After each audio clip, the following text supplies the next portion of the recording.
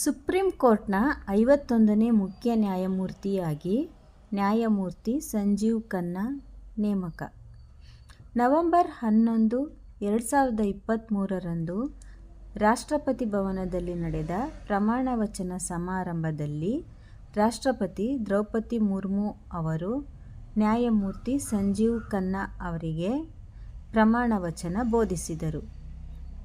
ನಿರ್ಗಮಿತ ನ್ಯಾಯಮೂರ್ತಿ ಡಿ.ವೈ. ಚಂದ್ರಚೂಡ್ ಅವರಿಂದ ತೆರವಾದ ಸ್ಥಾನವನ್ನು ಸಂಜೀವ್ ಖನ್ನಾ ಅವರು ಅಲಂಕರಿಸಿದ್ದು, 2025ರ ಮೇ 13ರವರೆಗೆ ಅವರು CJI chief justice of India ಆಗಿ ಅಧಿಕಾರದಲ್ಲಿ ಮುಂದುವರಿಯಲಿದ್ದಾರೆ.